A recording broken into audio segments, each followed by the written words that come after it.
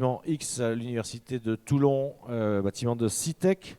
De retour également en direct sur la chaîne Innov TV, System Factory TVT Innovation, sur YouTube pour suivre nos échanges et nos retours d'expérience.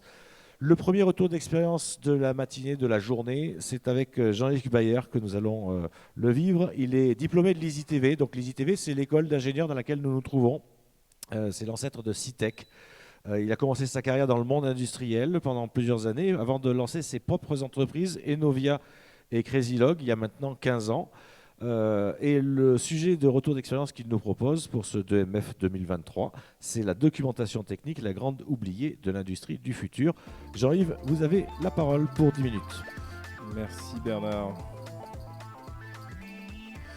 Voilà, donc en quelques mots, mais c'est pas forcément pour donner des chiffres ou faire du commercial, mais c'est important de préciser le contexte. Donc nous, chez Enovia, on accompagne en fait des entreprises industrielles à optimiser les processus et également à consolider le référentiel technique pour améliorer la capacité de maintenance des équipes et donc la disponibilité d'usines. Ce qui est important dans cette planche, c'est qu'on a travaillé sur 220 usines depuis 15 ans et dans 22 pays. Et dans toutes ces usines et ces pays, il y a un constat unique, c'est je ne trouve pas la doc, et quand je la trouve, elle est fausse. Alors la doc, qu'est-ce que c'est hein? Donc la doc technique, qu'est-ce que c'est? Eh ben, c'est un support qui permet de retranscrire des données et de les rendre lisibles par un être humain. Voilà, c'est déjà la première fonction de la documentation. Donc la dualité entre la donnée, l'accessibilité et également une relation forte évidemment, puisque quand on parle de documentation technique, on parle d'une relation forte entre les équipements et la manière de les utiliser ou de les maintenir qui sont portés par l'équipement. Donc il y a cette dualité contrairement à un roman policier ou à une facture. Voilà, qui n'a aucun lien avec de la documentation technique, mais qui est de la documentation. Je fais une petite aparté. Quand on parle de documentalistes, c'est plutôt des gens qui vont gérer des livres dans des bibliothèques, mais pas forcément de la documentation technique. Et c'est bien une des erreurs qu'on a pu constater, c'est qu'on met les mauvaises personnes à faire les mauvaises choses, et notamment des documentalistes qui ne sont pas des techniciens, pas des ingénieurs, et qui sont bien mal à l'aise en général pour assurer ça. En plus que la documentaliste ou le documentaliste qu'on met, c'est la personne qui a eu un grave accident de vie et dont on ne sait pas quoi faire dans l'entreprise. Donc c'est très fortement hétérogène, donc c'est beaucoup de formats différents, c'est des fichiers Office, c'est des PDF, c'est des vidéos, c'est tout un amas. Et diversité et également quantité qui sont mélangées et qui rendent donc son exploitation et sa lisibilité difficile. Donc ça se compose souvent d'informations techniques, donc le design, donc ce qu'on appelle le dossier de définition là, pour les militaires. Dans le civil, c'est tout le dossier d'études qui représente à peu près 10% en volume. Voilà, même si c'est souvent la partie noble, mais c'est assez peu utilisé, sauf quand on va faire des modifications de la conception ou des équipements en eux-mêmes. Par contre, le gros de la troupe, c'est la documentation d'exploitation et de maintenance et la documentation qualité qui est utilisée au quotidien. Mais vous verrez par la suite que ce n'est pas forcément celle sur laquelle on met le focus, l'argent, l'énergie et les compétences. Donc là, c'est ce que je vous ai dit tout à l'heure, beaucoup de documents et qui contiennent beaucoup de données et avec des formats hétérogènes nombreux et donc une capacité à se perdre rapidement dans ce flot de données et de supports. Voilà, donc alors j'ai mis un paquet parce que bon, alors j'étais poli, hein, j'ai mis un paquet de contenu, mais c'est un peu le premier réflexe ou les premiers mots qu'on entend, c'est un gros paquet de matière malodorante et les utilisateurs doivent vivre avec. Ils vivent avec puisque c'est indispensable.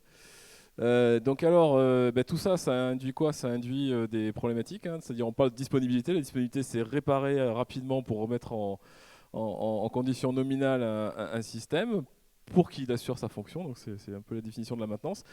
Et donc réparer rapidement, c'est réduire l'indisponibilité, donc c'est augmenter la disponibilité.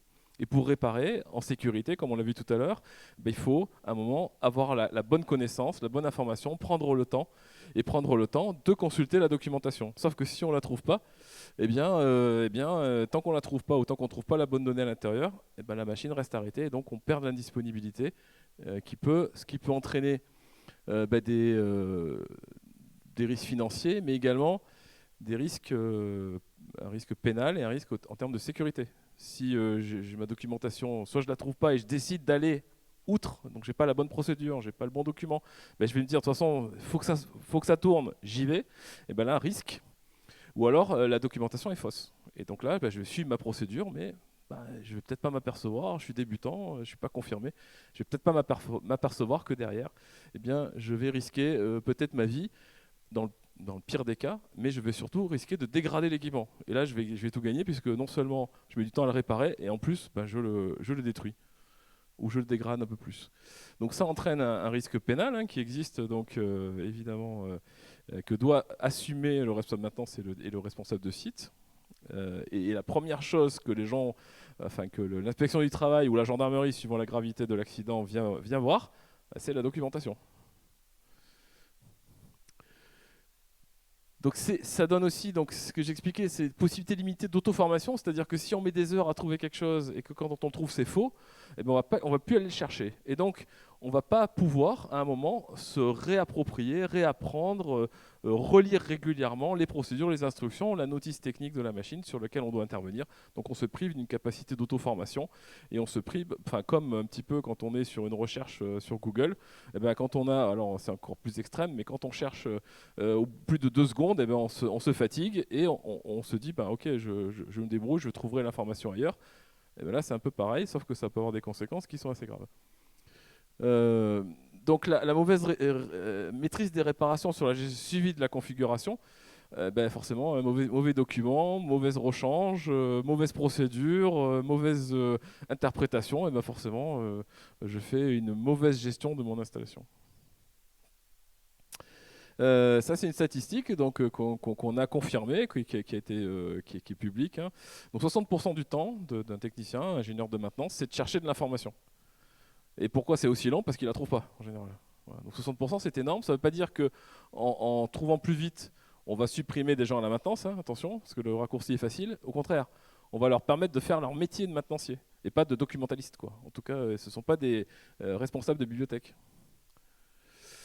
Et donc, il faut comparer la documentation technique à un actif comme un autre. Dans une centrale thermique, on a une turbine. Toutes les attentions sont concentrées sur la turbine qui produit l'électricité, qui, elle, est valorisée. Eh bien, la documentation technique, c'est un actif comme un autre. Et à ce titre-là, il doit être maintenu, entretenu, et il doit avoir un budget qui est affecté à la gestion et à la mise à jour de ces documents. Ce qui n'est pas le cas, en tout cas, dans ce qu'on a pu constater. Mais c'est pas grave de toute façon parce qu'on va mettre une GED, une gestion électronique de documents. Donc tout ce que je vous dis, c'est bien, mais là on va mettre un outil. Et les outils, les discussions qu'on a des fois avec nos clients, ils nous disent ouais attendez, la GED, parce qu'on développe des outils, mais votre GED, est-ce qu'elle fait des workflows, est-ce qu'elle permet d'avoir des modèles automatiques qui permettent de créer des documents en masse? Je lui dis non. Et vous savez pourquoi? Parce que nous, 75% du temps, c'est pas la peine de créer des documents, on les consulte. Donc on a focalisé nos fonctionnalités sur la consultation, la recherche, et donc mettre à disposition rapidement de l'information. Et pas forcément créer rapidement de la documentation. Et là, on a fait un petit schéma, je me suis amusé, donc sur une usine un peu classique, 5 ans de construction mise en service, et ensuite 30 ans, des dizaines d'années d'exploitation, mettons 30-40 ans d'exploitation et de vie, on s'aperçoit que 75% du temps, c'est à peu près le volume bleu, c'est de la consultation, de la documentation, c'est du temps de consultation. Et cette tendance, évidemment, s'inverse quand je suis en conception, en fabrication, en montage, j'ai besoin de beaucoup de documents et de produire des documents qui vont justifier de ma conception. Mais par contre, je vais être beaucoup plus pauvre en consultation et l'inverse, quand je suis en exploitation, je suis très riche en consultation. Donc alors, qu'est-ce qu'il faut faire? Il y a une norme qui s'appelle NFX 60027, je finis le terme, qui explique tous les processus de maintenance, et ça a été fait sous le couvert de la FIM, qui dit que y a des processus qui existent pour, quand on modifie, remplace, optimise un actif, un équipement, Je dois mettre à jour sa documentation, évidemment. Enfin, c'est tellement évident que personne ne le fait, quoi. Je dois classer mes documents par équipement, parce que quand un technicien, un ingénieur cherche un document, il ne cherche pas un plan, il cherche la manière de réparer un équipement. Vous voyez, donc on a souvent des classements documentaires, on va dire oh bah c'est facile, on va classer par plan, on va classer par datasheet, par manuel, par fournisseur, par machin. Et en fait, on s'y retrouve pas parce que les gens, ce qu'ils veulent, c'est quand ils ont un problème, ils veulent que ce code qui identifie de manière unique l'équipement lui permette de retrouver la donnée et l'information nécessaire. Bah, évidemment, il faut un outil derrière, mais il faut un outil derrière qui permette de gérer cette dualité, c'est-à-dire qu'un équipement peut être utilisé sur plusieurs équipements. Et ça, les gestions électroniques de documents classiques ne le permettent pas. Voilà, je gère des métadonnées, donc je peux associer un équipement à un document et point barre. Sauf que mon capteur, si j'ai 100 fois le même capteur dans mon installation, eh ben, je vais avoir une documentation qui est toujours la même. Voilà, mais ça, c'est pas géré. Donc lié évidemment à la gestion électronique de documents et la gestion de maintenance assistée par ordinateur, donc les deux outils étant complètement complémentaires, c'est très important. Et évidemment, pouvoir donner accès au technicien et à sa documentation sur site.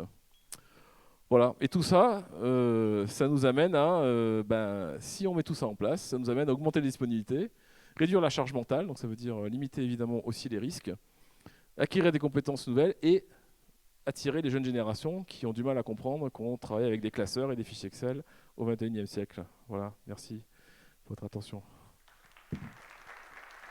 Merci beaucoup Jean-Yves Bayer, et en plus d'avoir respecté le temps, hein, le petit bruit que vous avez entendu, c'est le timer, puisqu'on a mis une règle du jeu, les retours d'expérience c'est 10 minutes et les keynotes c'est 15 minutes.